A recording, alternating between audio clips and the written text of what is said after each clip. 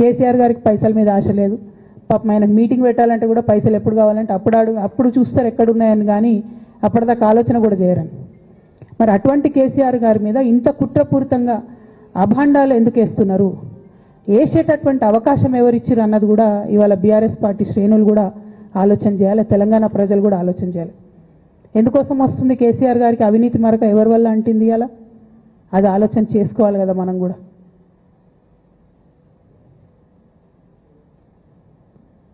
కొంతమంది కేసీఆర్ గారి పక్కన ఉన్నటువంటి వాళ్ళు కేసీఆర్ గారి పేరు చెప్పుకొని అనేక రకాలుగా లబ్ధి పొంది వారు చేసినటువంటి అనేక చెత్త పనుల వల్ల ఇవాళ కేసీఆర్ గారి పేరు బద్నామయ్యే పరిస్థితి వచ్చింది.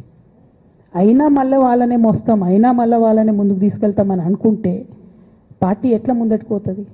ఒక బిడ్డగా నిజంగా నేను బాధపడతా ఉన్నాను.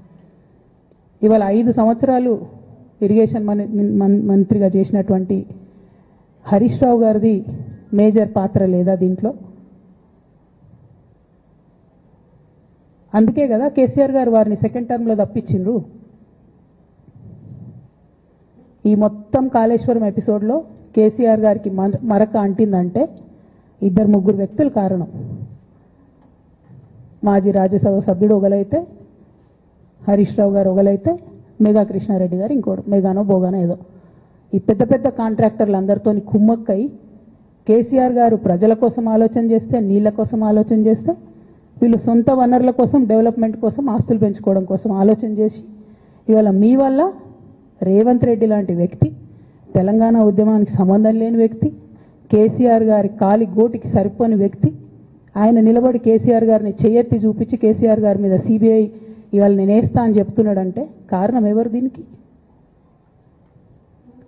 నేను భరించిన, ఇదే హరీష్ రావు గారు, ఇదే సంతోష్ రావు గారు అనేక కుట్రలు చేసినా కూడా భరించిన. నా మీద ఓపెన్గా మీడియా మిత్రులందరితో రకరకాల మాటలు చెప్తే కూడా నేను భరించిన. నా పర్సనల్ అటాక్కి నేను ఎప్పుడు కూడా వాళ్ళను ఇంతవరకు పేరు పెట్టి పిలవలేదు, మాట్లాడలేదు. ఫస్ట్ టైం చెప్తున్నా నేను. ఎందుకోసం చెప్తున్నా? కేసీఆర్ గారికి ఈ వయసులో సిబిఐ ఎంక్వైరీ ఏందండి? ఎందుకోసం ఆ కర్మ పట్టింది? ఎందుకు భరించాలి? ఇటువంటి వాళ్ళని చూస్తూ ఎందుకోసం ప్రొటెక్ట్ చేసుకోవాలి? బీఆర్ఎస్ పార్టీ తమ్ములకు కోపం రావచ్చు, కానీ వాస్తవాలు చేదుగున్నా అప్పుడప్పుడు మాట్లాడుకుంటేనే, మందు తీసుకుంటేనే ఆరోగ్యం మంచిగా అవుతుంది.